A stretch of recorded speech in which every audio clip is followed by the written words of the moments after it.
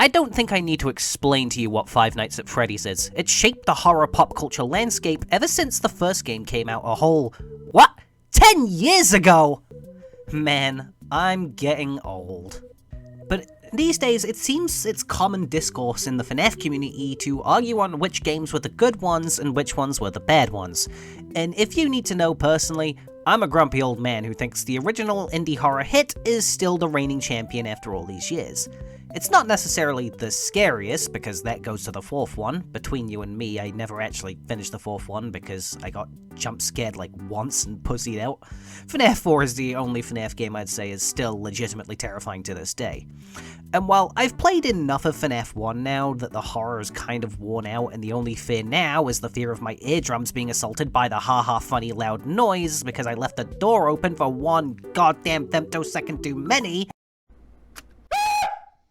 Did I jump scare you? One thing I've always appreciated about FNAF 1 is that, unlike most games that came after it, every animatronic felt unique. Even Bonnie and Chica, who were functionally the same, just mirrored, but they felt unique because FNAF 1 feels like it conveys the personality of these animatronics very well. Now, that's not really in the same way a game like Ultimate Custom Night conveys their personalities, where the characters say quirky quips after they kill you, because being scary really isn't at the point of that game, so they're free to take the piss a bit. That game was totally rigged! What I mean is, the animatronics convey personality in their body language and the weird ways they move and pose. It's not about conveying their personalities as animatronics as much as it is conveying how they act as monsters. The weird ways they behave that freak you out. And the order in which the animatronics become active feel like they're becoming more and more lifelike. The ghosts that haunt them have reawakened to claim their victim. And in the interest of showing you what I mean, let's look at the way these four animatronics behave to find out just what the hell I'm talking about. Bonnie will likely be the first animatronic the player will witness come to life in their playthrough. While technically Chica can leave the stage first, Bonnie is more likely because he starts with a higher aggression level, and I think he's the perfect animatronic to lead the charge. Bonnie's movements feel the most mechanical. Whenever you see him on the camera, he's most of the time really not doing anything, kinda just standing there with a neutral facial expression.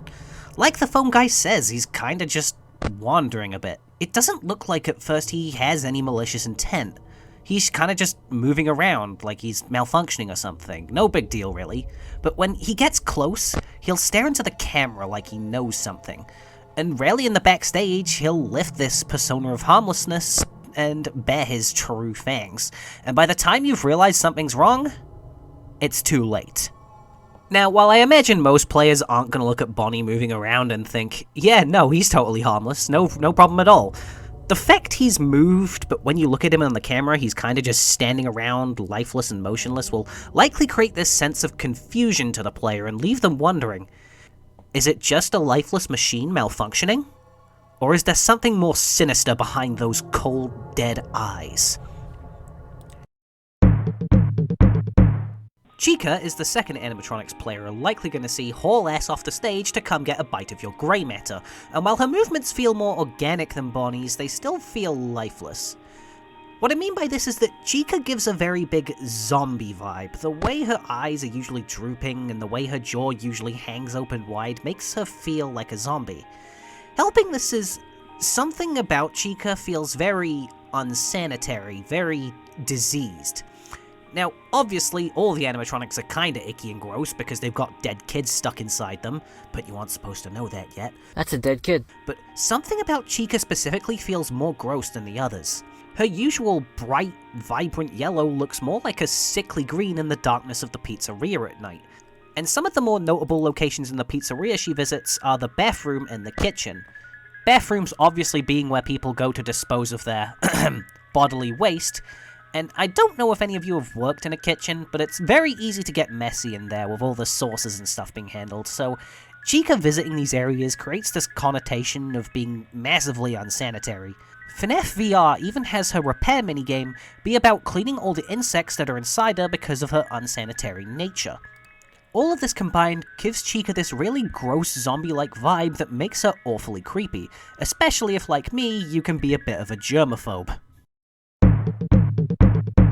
Foxy is the only animatronic in the game to change up his tactics in a major way. What he does is he waits until he's certain he's not being watched, and then he charges your door. He's almost like a starving predator, waiting for the perfect time to get the jump on his prey. And if you dare forget about him, he will make you pay.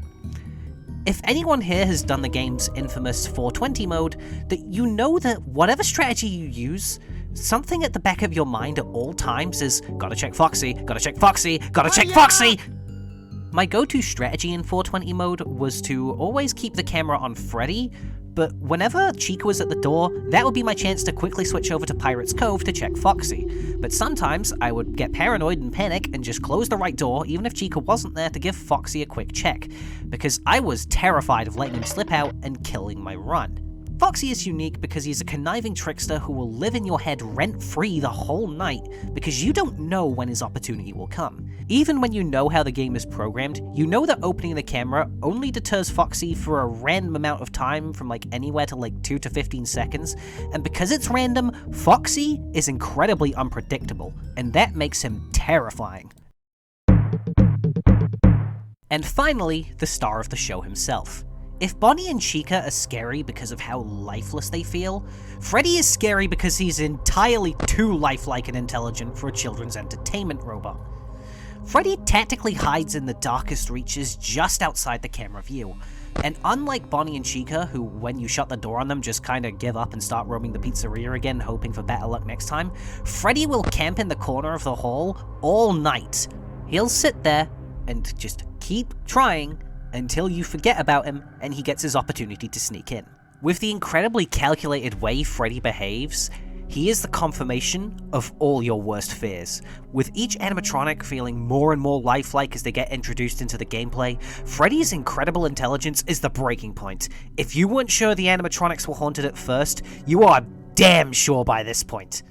The other scary thing about Freddy is that unlike the other animatronics, he'll never go back. Ever. He is this approaching wall who's always coming towards you, and he only gets closer. Also, unlike the others, Freddy really feels like he's toying with you. He maniacally chuckles every time he moves, and when he's in prime position to kill you, he waits. He knows once he's in your office he's already won, so he'll wait a random amount of time to finally put you down. Sometimes, this can even be to his own hubris, and that gap between him being in killing position and actually going for the kill is enough for you to survive to 6 AM sometimes, meaning, even when he is in there, there's still a tiny bit of hope. Unless you're on 420, of course, because he usually attacks immediately 9 times out of 10 once he's in the office, but the point is that if there is hope, it's more devastating for Freddy to crush it. The same thing happens when the power goes out. He just stands outside your office taunting you with that iconic melody, and he waits a random amount of time to kill you. Freddy knows all the right ways to freak you out, and wants to make sure you die slow and die afraid. And that's what makes him so iconic besides just being the title character. So yeah, that's basically all the characters in the game, and so Golden Freddy is really interesting. Being the first of many Easter egg characters in this franchise, Golden Freddy is unique in that he has a rare chance to spawn a poster in the West Hall corner, and when you check that camera, he'll spawn in your office. Doors closed? He doesn't give a damn. If you don't open and close the camera in a set interval, he'll jump scare you and crash the game?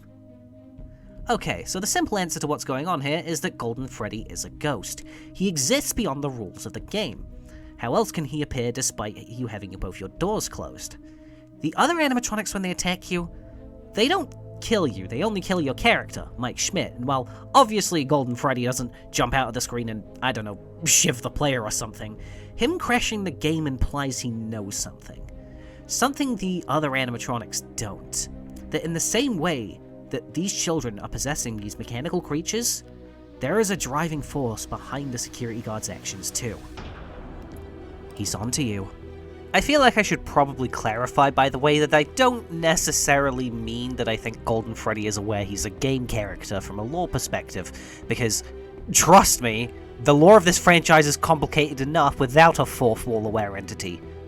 But what I more so mean is that the way Golden Freddy behaves, being able to mess with the actual game itself, creates this feeling like the game itself is haunted. Also backed by the fact that Scott in an interview stated that he can't really explain what brought about Golden Freddy's creation, which creates an air of mystery to how he works and what he's doing in the game. Golden Freddy is impossible to comprehend, and that only adds to his creep factor. So yeah, I think I've made my point on what makes all the animatronics in FNAF 1 feel so uniquely creepy and distinct from each other. But do the other games also do this? So my original answer when I first started writing this script was gonna be no. No, they don't. But I thought about it a bit and yeah, they do kinda, a tiny bit. FNAF 2's biggest problem for me is that 4 of the 11 animatronics in the game are functionally the exact same, coming into your office to deliver the mandated Fazbear Entertainment vibe check. But there are some little ways the characters in this game differentiate themselves. I like how Toy Bonnie's pupils get smaller the closer he gets, I do enjoy the spider-like way Mangle traverses the place, and I like how it's not clear at the start if Balloon Boy is just a background decoration or an actual threat. In FNAF 3, Springtrap feels quite similar to Freddy in the first game in that he feels way more intelligent. Despite being the only animatronic that can hurt you, Springtrap feels like more than enough of a threat on his own because there's many routes for him to take to your office, some of which, if you let him get into, it's just outright too late to save yourself. And I like how a lot of the characters in FNAF 4 play on classic childhood fears. Freddy is the monster under your bed, Foxy is the monster in your wardrobe, and Bonnie and Chica are the monsters at the end of the dark corridor when you just need to take a piss at 2 AM. But I feel only in FNAF 1 was there this much distinction between the animatronics that made them feel so wholly unique from each other.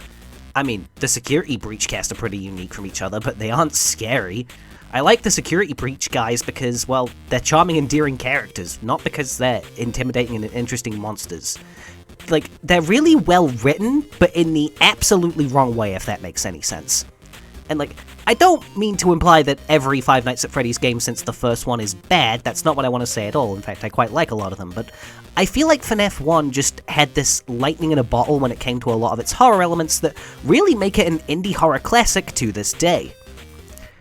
But anyway, that's all I've really got to say on this. If you enjoyed the video, be sure to absolutely just beat the ever-living hell out of that like button, and while I don't really have one specific theme or topic to my content, if you want to check some of that out and enjoy it, be sure to subscribe. So yeah, peace out!